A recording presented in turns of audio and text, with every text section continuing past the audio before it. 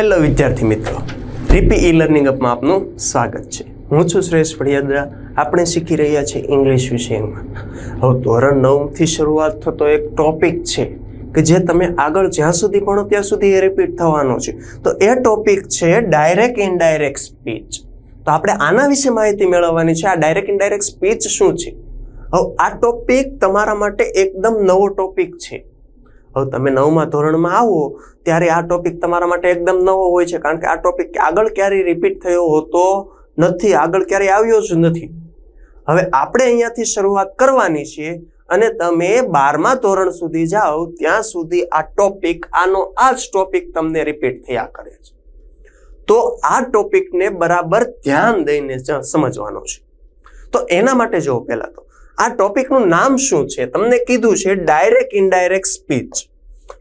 હવે અહીંયા કીધું છે તમને ડાયરેક્ટ ઇનડાયરેક્ટ સ્પીચ, એવું ટોપિકનું નામ છે.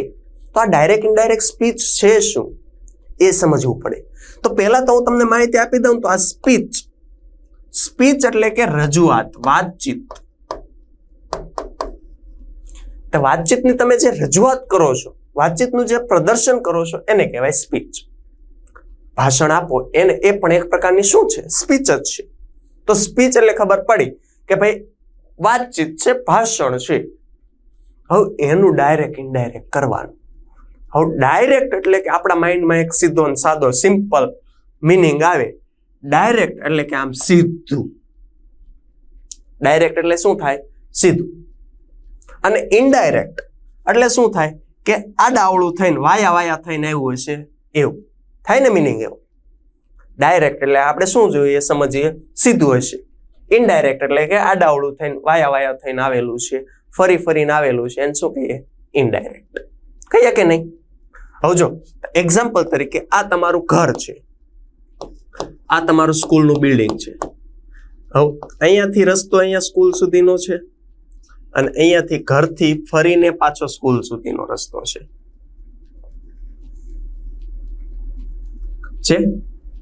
હવે જો અહીંયા ઘરથી ડાયરેક્ટ તમે અહીંયા સ્કૂલ પર આવી જાવ તો એ શું થયું કહેવાય? ડાયરેક્ટ, સીધા આવ્યા. અને ઘરેથી આમ ફરીને તમે સ્કૂલ પર આવો છો તો એ શું કર્યું કહેવાય? ઇનડાયરેક્ટ, આડાવળું વાયા થઈ. હવે અહીંયા કોઈક બીજાની દુકાન હોય અથવા બીજાનું ઘર હોય, તમારા ફ્રેન્ડનું ઘર હોય ને તમે ફ્રેન્ડના ઘરે જાઓ પછી ત્યાંથી સ્કૂલ પર જાઓ છો તો એ વાયા થઈને આવ્યા છો તો એને કહેવાય ઇનડાયરેક્ટ. અને સીધા આવો તો એને કહેવાય ડાયરેક્ટ. તો એવી જ રીતે અહીંયા વાતચીતની વાત કરીએ આપણે. વાતચીતની રજૂઆત થાય છે તો વાતચીતની જો સીધી રજૂઆત થાય તો એને કહેવાય ડાયરેક્ટ સ્પીચ. અને વાતચીતની જો વાયા થઈને આડાવળી થઈને રજૂઆત થાય તો એને કહેવાય ઇનડાયરેક્ટ સ્પીચ. ખ્યાલ આવ્યો? આપણે ટોપિકનો ફંડા ક્લિયર કરવાનો. આ ટોપિકનું નામ શું છે એ આપણે સમજ્યા કે ડાયરેક્ટ સ્પીચ એટલે શું અને ઇનડાયરેક્ટ સ્પીચ એટલે શું.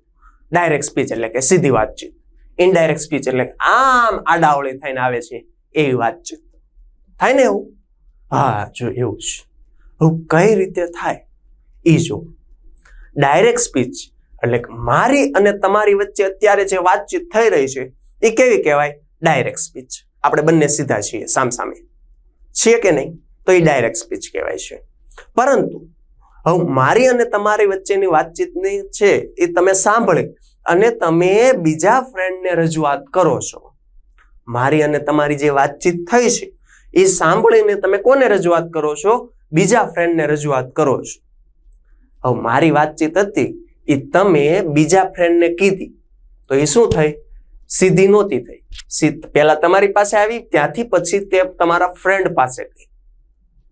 થઈ ગઈ કે નહીં? તો એ કેવી થઈ? આડાવળી થઈને ગઈ, વાયા થઈને ગઈ. તો એને શું કહેવાય? Indirect speech. શું કહેવાય? Indirect speech. હવે હું અને તમારો ફ્રેન્ડ ડાયરેક્ટ વાતચીત કરી લઈ હતી, કેવી કહેવાય? Direct speech. હું પહેલા તમને કહું, તમે તમારા ફ્રેન્ડને કહો તો એ શું થયું? Indirect speech. ખ્યાલ આવી ગયો?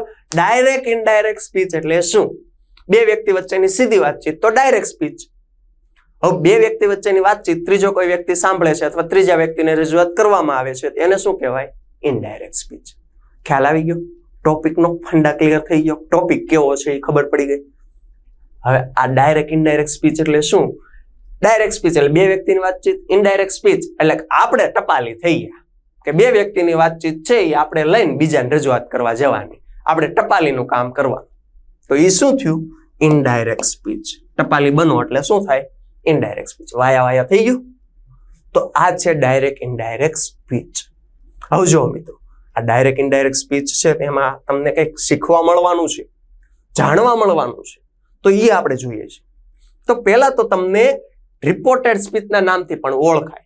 આ જે ડાયરેક્ટ ઇનડાયરેક્ટ સ્પીચ છે એ શેના નામથી પણ ઓળખાય છે? રિપોર્ટેડ સ્પીચના નામથી પણ ઓળખાય. હવે અહીંયા તમને ડાયરેક્ટ સ્પીચ અને ઇનડાયરેક્ટ સ્પીચ એ બંનેનો મિનિંગ આપ્યો છે. ડાયરેક્ટ સ્પીચ અને ઇનડાયરેક્ટ સ્પીચ એ બંનેનો મિનિંગ આપ્યો. આપણે શોર્ટમાં એવું કીધું કે ડાયરેક્ટ સ્પીચ એટલે મારી અને તમારી વચ્ચે જે વાતચીત થઈ છે એ ડાયરેક્ટ સ્પીચ, અને ઇનડાયરેક્ટ સ્પીચ એટલે મારી અને તમારી વચ્ચેની વાતચીત તમે કોઈ ત્રીજા વ્યક્તિને રજૂઆત કરો છો તો એને કહેવાય ઇનડાયરેક્ટ સ્પીચ. ખ્યાલ આવી ગયો? એવી જ રીતે હતું ને? તો એવી જ રીતે પણ થોડુંક કંઈક તમારે જે ભાષા તરીકે રજૂઆત કરવામાં આવે છે એ રીતે અહીંયા રજૂઆત થયેલી છે, ડાયરેક્ટ સ્પીચ અને ઇનડાયરેક્ટ સ્પીચ. તો જુઓ, અહીંયા બે કે તેથી વધુ વ્યક્તિ વચ્ચે થયેલી વાતચીતને કોઈ પણ ફેરફાર સિવાય તેમના જ શબ્દોમાં અવતરણ ચિહ્નમાં રજૂઆત કરવામાં આવે તો તે રજૂઆતને ડાયરેક્ટ સ્પીચ કહેવાય. બે કે તેથી વધુ વ્યક્તિ વચ્ચે થયેલી વાતચીતને કોઈ પણ ફેરફાર વગર, કોઈ પણ ફેરફાર કરવાનો નથી, સીધી વાત કરો છો તો એને શું કહેવાય છે? Direct speech. હવે એ તમને કેવી રીતે આપી છે? અવતરણ ચિહ્નમાં રજૂઆત કરીને આપી હોય. શેમાં રજૂઆત કરીને આપેલી છે? અવતરણ ચિહ્નમાં. એક્ઝામ્પલ જોવું છે? જો અહીંયા રહ્યું ડાયરેક્ટ સ્પીચ. કેતન સેડ, કેતને કીધું. કોને કીધું? શિવાની. આઈ એમ ગોઈંગ ટુ પુણે. શિવાનીને કહી છે આઈ એમ ગોઈંગ ટુ પુણે. જો અવતરણ ચિહ્નમાં રજૂઆત થઈ છે. તો અવતરણ ચિહ્નમાં રજૂઆત થઈ છે, કંઈ પણ ફેરફાર વગર છે, તો એને શું કીધું આપણે? Direct speech. ખ્યાલ આવ્યો? બે કે તેથી વધુ વ્યક્તિ વચ્ચે થયેલી વાતચીતને કોઈ પણ ફેરફાર સિવાય તેમના જ શબ્દોમાં અવતરણ ચિહ્નમાં રજૂઆત કરવામાં આવે તો એને કહેવાય ડાયરેક્ટ સ્પીચ. અને બીજું ઇનડાયરેક્ટ સ્પીચ. આ ભાષાની રીતે થોડું વ્યાખ્યા છે. જો ઇનડાયરેક્ટ સ્પીચમાં શું કહેવાય છે કે હવે ડાયરેક્ટ સ્પીચને ગુજરાતીમાં આપણે પ્રત્યક્ષ કથન પણ કહીએ. પ્રત્યક્ષ એટલે કે સીધે સીધી વાતચીત. હવે ઇનડાયરેક્ટ સ્પીચ એટલે શું? બે કે તેથી વધુ વ્યક્તિ વચ્ચે થયેલ વાતચીત તેના મૂળ ભાવાર્થ સાથે જાળવીને તે જ વાતચીતને અન્ય વ્યક્તિ સમક્ષ રજૂઆત કરવામાં આવે તો તેને કહેવાય છે ઇનડાયરેક્ટ સ્પીચ. હવે આ બે કે તેથી વધુ વ્યક્તિ વચ્ચે થયેલી જે વાતચીત છે, બે કે તેથી વધુ વ્યક્તિ વચ્ચે થયેલી વાતચીત છે તેને મૂળ ભાવાર્થ સાથે જાળવી રાખવાનું છે. શેના સાથે જાળવી રાખવાના છે? મૂળ ભાવાર્થ. ભાવ આપણે વિખાવા દેવાનો નથી. જે ભાવ સાથે વાતચીત કરી હોય ને એના એ જ ભાવ સાથે આપણે બીજાની વાતચીત કરવાની છે. હવે હું તમને જે ભાવ સાથે વાતચીત કરું છું, તમે એના એ જ ભાવ સાથે તમારા ફ્રેન્ડને વાતચીત કરો છો. ભાવ આપણે જાળવી રાખવાનો છે. ભાવને આપણે ખરાબ થવા દેવાનો નથી, ભાવને ફેરવવાનો નથી. મૂળ ભાવાર્થને જાળવીને તે જ વાતચીતને અન્ય વ્યક્તિ સમક્ષ રજૂઆત કરવામાં આવે તો તેને કહેવાય ઇનડાયરેક્ટ સ્પીચ. શું કહેવાય? Indirect speech. જોઈએ, બે કે તેથી વધુ વ્યક્તિ વચ્ચે થયેલી વાતચીતને તેના મૂળ ભાવાર્થ સાથે જાળવીને કોની સમક્ષ રજૂઆત કરવાની? બીજા કોઈ વ્યક્તિ સામે રજૂઆત કરવાની છે. આજે બીજા કોઈ વ્યક્તિ સામે જે રજૂઆત કરવાની છે તો એને કહેવાય છે ઇનડાયરેક્ટ સ્પીચ. હવે ઇનડાયરેક્ટ સ્પીચને આપણે ગુજરાતીમાં કહીએ તો પરોક્ષ કથન થાય. શું થાય? પરોક્ષ કથન. પરોક્ષ કથન એટલે શું? કે સીધે સીધું ન હોય, આડકતરી રીતે જે થાય છે એને કહેવાય પરોક્ષ. હવે હું તમને વાતચીત કરું, તમે તમારા ફ્રેન્ડને વાતચીત કરો, તમે આડકતરી વાતચીત થઈ ને, કઈ ડાયરેક્ટ તો મારીને તમારા ફ્રેન્ડ વચ્ચે વાતચીત નથી થઈ. તો એ જે આડકતરી વાતચીત થાય છે એને કહેવાય પરોક્ષ કથન. જો example indirect. Ketan told Shivani that he was going to Pune. જો અહીંયા ભાવાર્થ જાળવી રાખ્યો પરંતુ ફેરફાર થઈ ગયો. Ketan told Shivani that he was going to Pune. ભાવ જાળવી રાખ્યો પણ વાતચીતને થોડોક કંઈક રજૂઆત કરવામાં ફેરફાર કરેલો છે તો એને કહેવાય છે ઇનડાયરેક્ટ સ્પીચ. શું કહેવાય છે? Indirect speech. ખબર પડી? ડાયરેક્ટ સ્પીચ અને ઇનડાયરેક્ટ સ્પીચ. ડાયરેક્ટ સ્પીચ એટલે કે મૂળ શબ્દ સાથે અવતરણ ચિહ્નમાં રજૂઆત કરવામાં આવે તો એને કહેવાય છે ડાયરેક્ટ સ્પીચ. અને ઇનડાયરેક્ટ સ્પીચ એટલે કે એ વાતચીતને બીજા કોઈ વ્યક્તિ સમક્ષ મૂળ ભાવાર્થ જાળવીને, ભાવાર્થ છે એ જાળવીને, ભાવાર્થ આપણે ફેરવવાનો નથી. વાતચીત કરવાનો જે ભાવ છે એને આપણે બદલવાનો નથી. એ ભાવ જાળવીને તમે બીજા કોઈ વ્યક્તિ સમક્ષ રજૂઆત કરો તો એને કહેવાય ઇનડાયરેક્ટ સ્પીચ. ડાયરેક્ટ સ્પીચ એટલે કે પ્રત્યક્ષ કથન, ઇનડાયરેક્ટ સ્પીચ એટલે કે પરોક્ષ કથન.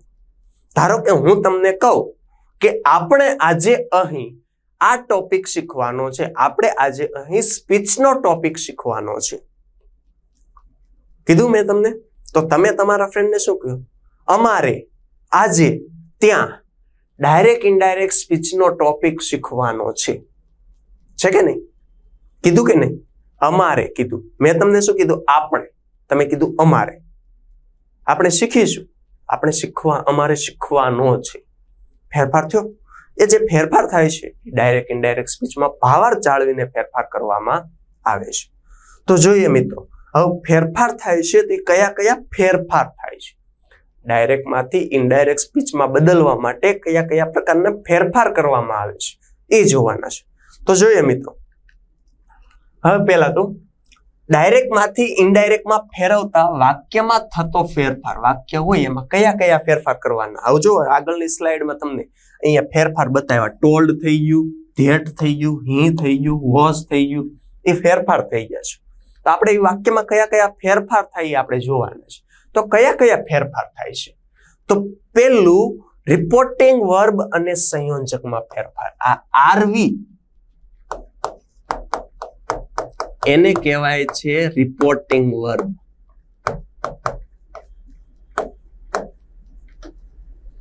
Reporting verb. અને બીજું છે સંયોજક. શું છે? સંયોજક. સંયોજક એ શું કામ કરે? સંયોજક જોડવાનું કામ કરે, જોડાણ કામ કરે. શું કામ કરે? જોડાણનું કામ કરે. તો પહેલા તો આપણે શું કરવાનું? Reporting verb. હવે રિપોર્ટિંગ વર્બ એટલે શું થાય?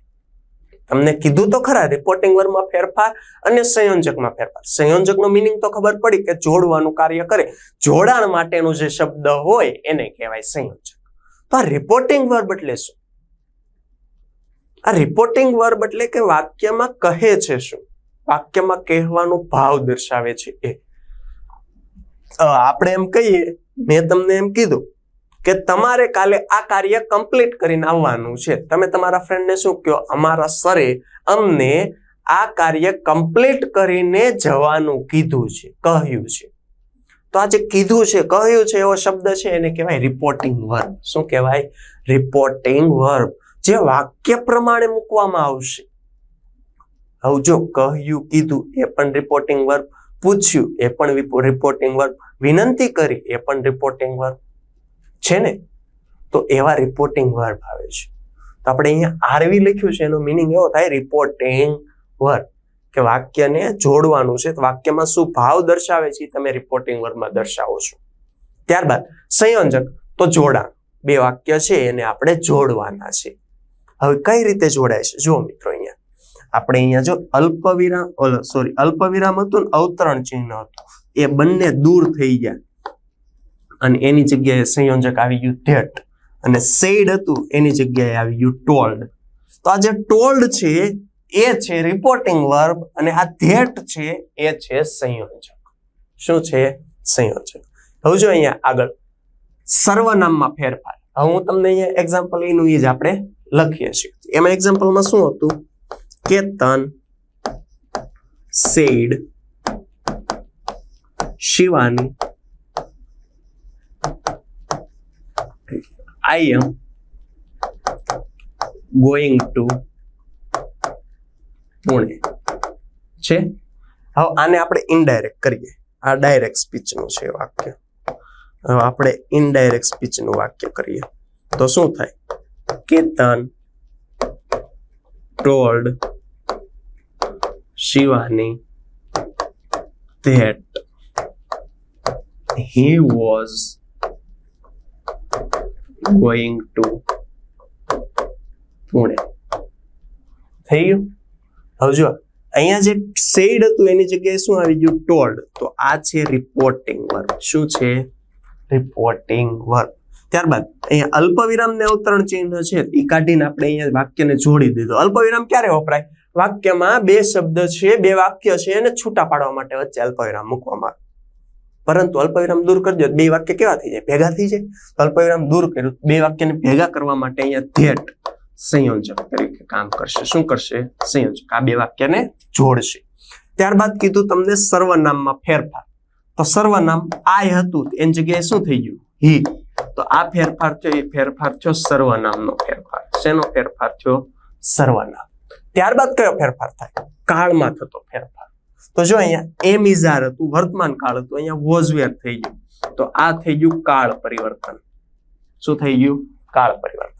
ત્યારબાદ સમય, સ્થળ, સમીપતા સૂચક શબ્દોમાં થતો ફેરફાર. હવે આની જગ્યાએ આપણે નિશ્ચિત શબ્દ પણ વાપરી શકીએ, કારણ કે આના અલગ અલગ ઘણા બધા નામ છે. સમય દર્શક શબ્દ, સ્થળ દર્શક શબ્દ, સમીપતા દર્શક શબ્દ, નજીકતા દર્શક શબ્દ, નિકટતા દર્શક શબ્દ. આપણે એની જગ્યાએ આમ પણ કહી શકીએ નિશ્ચિત શબ્દોનો ફેરફાર. તો આ વાક્યમાં તમને કઈ નિશ્ચિત શબ્દ આપેલા નથી. ધારો કે અહીંયા એમ કીધું હોય ટુડે, તો એનું થાય ધેટ ડે. તો આજે ટુડે નો ફેરફાર તમે ધેટ ડે કરો છો તો એ નિશ્ચિત શબ્દનો ફેરફાર થયો. શેનો ફેરફાર થયો? નિશ્ચિત શબ્દનો. સમય દર્શક શબ્દ છે આજે, એમ આપણે ધેટ ડે તે દિવસે. તો આવી રીતે વાક્યમાં 5 પ્રકારના ફેરફાર થાય. કયા કયા? રિપોર્ટિંગ વર્બ, સંયોજક, સર્વનામ, કાળ પરિવર્તન ને નિશ્ચિત શબ્દ. તો યાદ રાખવાનું કે કોઈ પણ વાક્ય છે એ વાક્યને આપણે ઇનડાયરેક્ટમાં ફેરવીએ છીએ 5 પ્રકારના ફેરફાર. કયા કયા 5? રિપોર્ટિંગ વર્બ, સંયોજક, સર્વનામ, કાળ પરિવર્તન અને નિશ્ચિત શબ્દ. આ 5 ફેરફાર આપણે વાક્યમાં કરવાના હોય. રિપોર્ટિંગ વર્બ, સંયોજક, સર્વનામ, કાળ પરિવર્તન અને નિશ્ચિત શબ્દ. 5 પ્રકારના ફેરફાર આપણે કરવાના છે. તો એ 5 પ્રકારના ફેરફાર છે એ કઈ રીતે થાય એ હવે જોવાનું છે. તો પહેલા તો તમારો જે આ રિપોર્ટિંગ વર્બ સંયોજક છે એનો ફેરફાર વાક્ય પ્રમાણે થાય. શેના પ્રમાણે થાય? વાક્ય પ્રમાણે. હવે વાક્ય પ્રમાણે એટલે કઈ રીતે? આ વાક્ય પ્રમાણે. હવે વાક્ય છે એ 4 પ્રકારના વાક્ય આવતા હોય. વિધાન, પ્રશ્નાર્થ, ઉદ્ગાર અને આજ્ઞાર્થ. તો આ વાક્ય પ્રમાણે તમારે રિપોર્ટિંગ વર્બ અને સંયોજક મૂકવા. વિધાન વાક્ય હોય તેને રિપોર્ટિંગ વર્બ સંયોજક અલગ અલગ આવે. પ્રશ્નાર્થ વાક્ય હોય તેનું રિપોર્ટિંગ વર્બ સંયોજક અલગ અલગ આવે. ઉદ્ગાર વાક્ય હોય તેનું રિપોર્ટિંગ વર્બ સંયોજક અલગ આવે. આજ્ઞાર્થ વાક્ય હોય તેનું રિપોર્ટિંગ વર્બ સંયોજક અલગ આવે. હવે એ નક્કી કેમ કરવું એ તમે જોઈ શકો છો. આગળ આપણે સમજાવેલું છે એટલે આગળ આવશે. અત્યારે ખાલી એટલું યાદ રાખવાનું, રિપોર્ટિંગ વર્બ અને સંયોજક આ ફેરફાર છે વાક્ય પ્રમાણે થશે. શેના પ્રમાણે થશે? વાક્ય. અને આ બાકીના જે ફેરફાર છે એ કોઈ પણ પ્રકારનું વાક્ય હોય બધામાં સેમ. કોઈ પણ પ્રકારનું વાક્ય હોય બધામાં કેવું? એક સરખું. પ્રશ્નાર્થ વાક્ય હોય તો પણ સેમ, વિધાન વાક્ય હોય તો પણ સેમ, ઉદ્ગાર વાક્ય હોય તો પણ સેમ ને આજ્ઞાર્થ વાક્ય હોય તો પણ સેમ. તો એ રીતે આપણે ફેરફાર કરો. તો ડાયરેક્ટમાંથી ઇનડાયરેક્ટમાં ફેરફાર કરવા માટે કેટલા પ્રકારના ફેરફાર થાય? 5 પ્રકારના ફેરફાર થાય. કયા કયા 5 પ્રકારના ફેરફાર? તો રિપોર્ટિંગ વર્બ અને સંયોજક, બીજું છે સર્વનામ, ત્રીજું છે કાળ પરિવર્તન, ચોથું છે શું છે? સમીપતા દર્શક શબ્દ, નિશ્ચિત શબ્દ. આપણે રિપોર્ટિંગ વર્બ સંયોજક બંને સાથે બોલ્યા એટલે 4 થાય. જો અલગ અલગ બોલો તો 5 થશે. રિપોર્ટિંગ વર્બ, સંયોજક, સર્વનામ, કાળ પરિવર્તન અને નિશ્ચિત શબ્દ. એમાં રિપોર્ટિંગ વર્બ અને સંયોજક છે એનો ફેરફાર વાક્ય પ્રમાણે થશે. સર્વનામ, કાળ પરિવર્તન અને નિશ્ચિત શબ્દ છે એનો ફેરફાર બધામાં સેમ. તો આપણે એ ફેરફાર જોઈએ. પછી વાક્ય પ્રમાણે તમને એક્સપ્લેન કરીએ છીએ ત્યારે રિપોર્ટિંગ વર્બ અને સંયોજક સાથે સાથે જોતા જઈશું. તો પહેલા તો આપણે બધામાં સેમ થાય છે એ ફેરફાર જોઈએ. તો એના માટે જુઓ મિત્રો, અહીંયા તમને રિપોર્ટિંગ વર્બ અને સંયોજકનું ટેબલ પણ આપવામાં આવેલું છે. વાક્ય પ્રમાણે ફેરફાર થાય તો કઈ રીતે ફેરફાર થાય છે? હવે તમને કીધું 4 પ્રકારના વાક્ય આવે. કયા કયા? તો વિધાન, પ્રશ્નાર્થ, ઉદ્ગાર અને આજ્ઞાર્થ. આ 4 ફેરફાર છે. હવે વિધાનમાં આપણે ફૂલ સ્ટોપ હોય એટલે સમજી જઈએ વિધાન વાક્ય છે. પ્રશ્નાર્થ વાક્ય છે એમાં પ્રશ્નાર્થ ચિહ્ન હોય. ઉદ્ગાર વાક્ય છે એમાં ઉદ્ગાર ચિહ્ન હોય. આજ્ઞાર્થ વાક્યમાં પણ ફૂલ સ્ટોપ હોય. તો કઈ રીતે સમજવું? વિધાન વાક્યમાં શરૂઆત કર્તાથી થાય અને છેલ્લે ફૂલ સ્ટોપ હોય. આજ્ઞાર્થ વાક્યમાં શરૂઆત ક્રિયાપદથી થાય અને છેલ્લે ફૂલ સ્ટોપ હોય. સમજવાનું. કર્તાથી થાય તો વિધાન, ક્રિયાપદથી થાય તો આજ્ઞાર્થ. તો અહીંયા જો રિપોર્ટિંગ વર્બ અને સંયોજકમાં થતો ફેરફાર તમને આપેલો છે, ટેબલ તરીકે જ આપ્યું છે. આ ટેબલ આપણે યાદ રાખી લેવાનું છે એટલે આપણને ખબર પડી જાય કયા પ્રકારનું વાક્ય હોય તો કયા પ્રકારનું રિપોર્ટિંગ વર્બ મૂકવું, કયા પ્રકારનું સંયોજક મૂકવું. તો જુઓ મિત્રો, અહીંયા તમને કીધું એસર્ટિવ સેન્ટેન્સ. પહેલા તો વિધાનનો પ્રકાર આપ્યો છે, રિપોર્ટિંગ વર્બ કયો આવશે એ આપ્યું છે, સંયોજક કયા આવશે એ આપેલું છે. તો જુઓ મિત્રો, પહેલા તો એસર્ટિવ સેન્ટેન્સ વિધાન વાક્ય. વિધાન વાક્ય છે એમાં છેલ્લે અંતે શું હોય? ફૂલ સ્ટોપ હોય. શું હશે? Full stop. પણ વાક્યની શરૂઆત ક્યાંથી થશે? કર્તાથી. કર્તાથી થશે ને છેલ્લે ફૂલ સ્ટોપ હશે એટલે વિધાન વાક્ય. તો વિધાન વાક્ય હોય ત્યારે તમારે રિપોર્ટિંગ વર્બ તરીકે ટોલ્ડ મૂકવાનું. શું મૂકવાનું? ટોલ્ડ. કહ્યું એવો મતલબ થાય. કહ્યું એવું થાય મતલબ ટોલ્ડનો. અને બીજું, જ્યારે જવાબ આપતી વખતે હોય ત્યારે રિપ્લાઇડ અથવા તો આન્સર્ડ મૂકવાનું. જવાબ આપતી વખતે એટલે કઈ રીતે? જવાબ આપતી વખતે એટલે કે ઉપર તમને પ્રશ્ન વાક્ય આપ્યું હોય, નીચે જવાબમાં તમને વિધાન વાક્ય આપ્યું હોય. તો એ તમે જવાબ આપ્યો કે ઉપરના પ્રશ્ન વાક્યનો શું કર્યો છે? જવાબ આપ્યો છે. તો જવાબ આપતી વખતે તમારે રિપોર્ટિંગ વર્બ તરીકે શું મૂકી શકો? રિપ્લાઇડ અથવા તો આન્સર. બંનેનો મિનિંગ એવો થાય જવાબ આપ્યો. ખ્યાલ આવ્યો? ત્યારબાદ એમાં સંયોજક કયો આવે છે? ધેટ. શું આવે છે? ધેટ. સંયોજક ધેટ. તો રિપોર્ટિંગ વર્બ અને સંયોજક. વિધાન વાક્ય હોય તો ટોલ્ડ અને ધેટ. આપણે જો અહીંયા આગળ જોયું હતું ને એ એક્ઝામ્પલમાં અહીંયા ટોલ્ડ મૂક્યું છે, અહીંયા ધેટ મૂક્યું છે. કેમ? અહીંયા ફૂલ સ્ટોપ હતું. વિધાન વાક્ય છે, કર્તાથી શરૂઆત થાય છે એટલા માટે. હવે જો અહીંયા મિત્રો, ઇન્ટ્રોગેટિવ સેન્ટેન્સ. પ્રશ્નાર્થ વાક્ય હોય તો પ્રશ્નાર્થ વાક્ય ખબર કેમ પડે? પ્રશ્નાર્થ ચિહ્ન પરથી. પ્રશ્નાર્થ ચિહ્ન હોય એટલે આપણે સમજી જઈએ પ્રશ્નાર્થ વાક્ય છે. પ્રશ્નાર્થ વાક્ય હોય ત્યારે શું કરવું? ત્યારે રિપોર્ટિંગ વર્બ આવે આસ્કડ. શું આવે? આસ્કડ. એનો મિનિંગ એવો થાય પૂછ્યું. એટલે રિપોર્ટિંગ વર્બ આસ્કડ મૂકવાનું. ત્યારબાદ સંયોજક મૂકવાનું. સંયોજકમાં ધ્યાન રાખવાનું બે આવે, ઇફ અથવા વેધર. જ્યારે યસ નો ક્વેશ્ચન હોય ત્યારે. યસ નો ક્વેશ્ચન એટલે કે કેવા ક્વેશ્ચન? કે જે સહાયકારક ક્રિયાપદ એટલે કે ટુ બી ના રૂપથી શરૂઆત થતા હોય તો એને કહેવાય યસ નો ક્વેશ્ચન. અને જે ડબલ્યુએચ શબ્દથી શરૂઆત થતા હોય એને કહેવાય ડબલ્યુએચ ક્વેશ્ચન. એટલે આપણે એવું યાદ રાખીએ કે જો ડબલ્યુએચ શબ્દ હાજર હોય તો ડબલ્યુએચ ક્વેશ્ચન, અને ડબલ્યુએચ શબ્દ નથી તો યસ નો. ખ્યાલ આવ્યો? જો ડબલ્યુએચ ક્વેશ્ચન હોય તો ડબલ્યુએચ શબ્દ પોતે શું બની જશે? સંયોજક. અને જો ડબલ્યુએચ શબ્દ હાજર નથી તો કયો પ્રશ્ન વાક્ય થયું? Yes no. યસ નો હોય તો એમાં શું આવે? ઇફ અથવા તો વેધર. એમાં આપણે મોસ્ટ ઓફલી ઇફ નો ઉપયોગ કરીએ છીએ, વેધર નો ઉપયોગ કરતા નથી. વેધર નો ઉપયોગ નકાર પ્રશ્ન વાક્ય હોય ત્યારે કરવામાં આવે છે, પરંતુ આપણે વેધર ની જગ્યાએ ઇફ નો જ ઉપયોગ બધી જગ્યાએ કરીએ છીએ. આપણે નકાર પ્રશ્ન વાક્ય પૂછતા નથી એટલા માટે. એટલે આપણે સંયોજક જો યસ નો ક્વેશ્ચન હોય તો ઇફ અને ડબલ્યુએચ હોય તો ડબલ્યુએચ શબ્દ પોતે. હવે ડબલ્યુએચ છે એ ખબર કેમ પડે? જો વાક્યમાં ડબલ્યુએચ શબ્દ હાજર હોય તો ડબલ્યુએચ પ્રશ્ન વાક્ય, અને ડબલ્યુએચ શબ્દ હાજર નથી તો કયું? Yes no. ખ્યાલ આવી ગયો? બે પ્રકારના પ્રશ્ન વાક્ય. રિપોર્ટિંગ વર્બ બંનેમાં સેમ આસ્કડ જ મુકાય. સંયોજક ફેરફાર થાય. તો સંયોજક કઈ રીતે મૂકવાનું? જો ડબલ્યુએચ ક્વેશ્ચન હોય તો ડબલ્યુએચ શબ્દ પોતે. ધારો કે વોટ વડે પ્રશ્ન કરવામાં આવ્યો છે તો વોટ પોતે શું બની જાય? સંયોજક. અને જો ડબલ્યુએચ શબ્દ હાજર નથી તો સંયોજક તરીકે શું મૂકવાનું? ઇફ. ખ્યાલ આવ્યો? આગળ જોઈએ મિત્રો, એક્સક્લેમેટરી સેન્ટેન્સ. ઉદ્ગાર વાક્ય. હવે ઉદ્ગાર વાક્યની ઓળખ ક્યાંથી થાય? ઉદ્ગાર ચિહ્ન ઉપરથી. વાક્યમાં તમને ઉદ્ગાર ચિહ્નની નિશાની આપી હોય તો આપણે સમજી જવાનું કે આ ઉદ્ગાર વાક્ય છે. ઉદ્ગાર વાક્ય છે તો એને આપણે કઈ રીતે ફેરફાર કરવું? તો એના માટે રિપોર્ટિંગ વર્બ આવે એક્સક્લેમ્ડ. ફક્ત એક્સક્લેમ્ડ પણ લખી શકાય અથવા એક્સક્લેમ્ડ વિથ કરીને ભાવ દર્શાવતો શબ્દ. જો વાક્યમાં આનંદનો ભાવ દર્શાવે છે તો જોય, જો વાક્યમાં દુઃખનો ભાવ દર્શાવે છે તો સોરો. તો એક્સક્લેમ્ડ વિથ કરીને જોય, એક્સક્લેમ્ડ વિથ સોરો એવા પણ આપણે રિપોર્ટિંગ વર્બ મૂકી શકીએ છીએ. જો નથી ખબર વાક્યમાં કયો ભાવ છે તો ફક્ત શું મૂકી દેવાનું? એક્સક્લેમ્ડ. સંયોજક તરીકે ધેટ. જેવું વિધાનમાં હતું એવું જ ઉદ્ગારમાં સંયોજક તરીકે શું આવે છે? ધેટ. આ હતું તમારું ઉદ્ગાર વાક્ય. ત્યારબાદ આવે છે આજ્ઞાર્થ વાક્ય.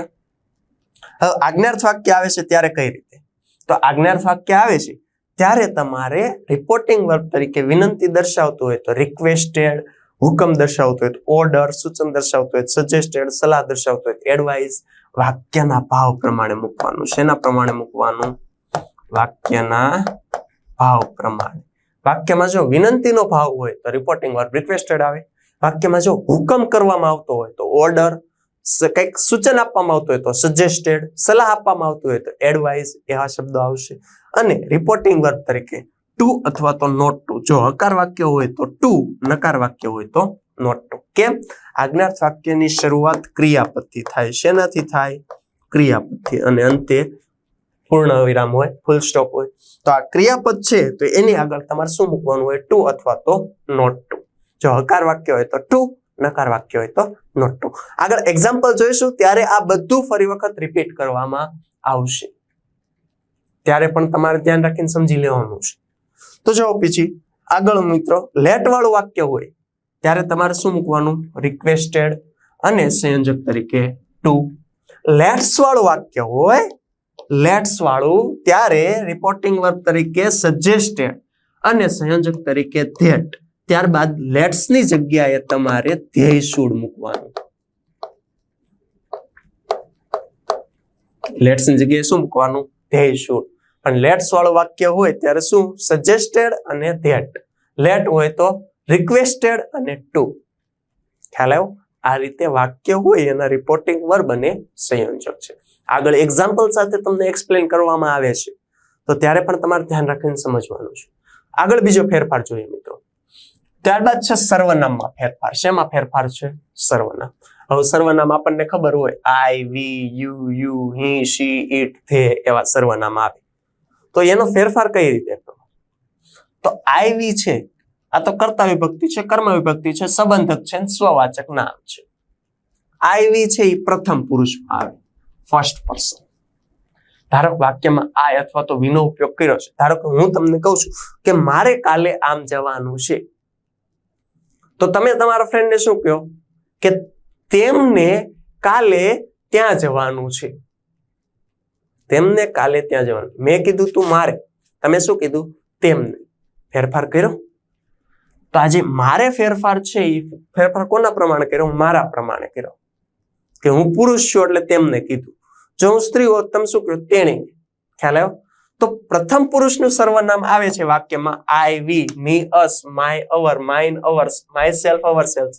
તો એનો ફેરફાર થશે બોલનાર પ્રમાણે. વાક્ય બોલનાર વ્યક્તિ કોણ છે એના પ્રમાણે. જો આગળ અહીંયા કેતન ટોલ્ડ શિવાની આઈ એમ હતું. આઈ નું શું કર્યું આપણે? હી.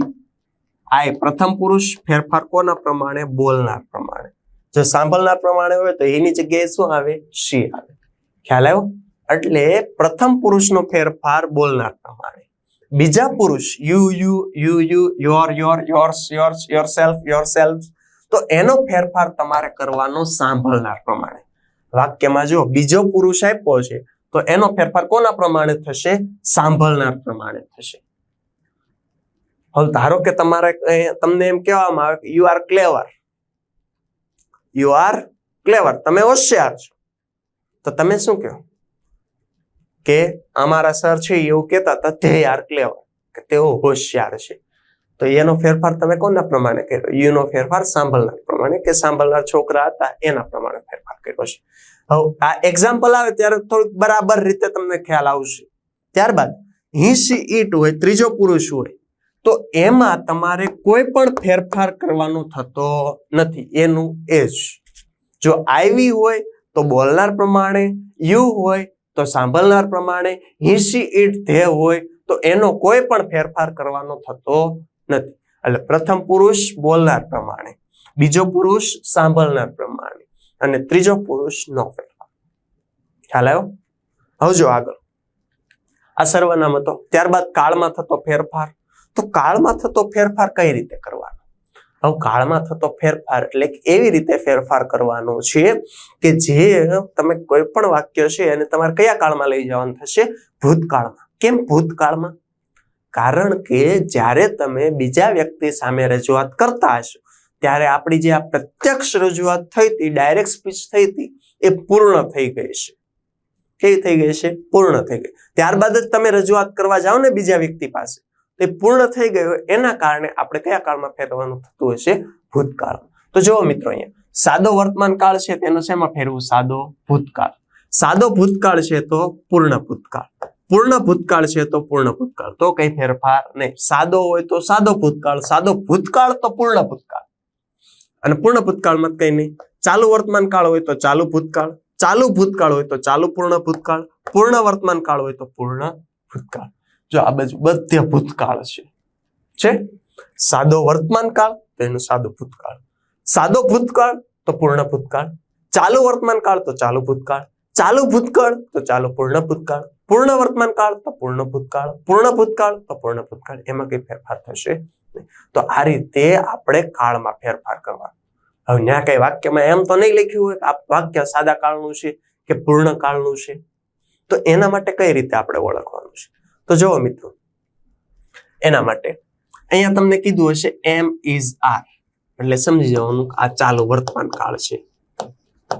તો ચાલુ વર્તમાન કાળનું શેમાં ફેરવવાનું છે? ચાલુ ભૂતકાળમાં. ચાલુ ભૂતકાળમાં શું આવે? વોઝ વેર. થઈ ગયું? ખબર પડી ગઈ? કાળ કઈ રીતે ફેરવવાનો? નો ખબર પડે તો એમિઝાનનું વોઝ વેર. વોઝ વેર નું હેડ બીન શું થશે? હેડ બીન.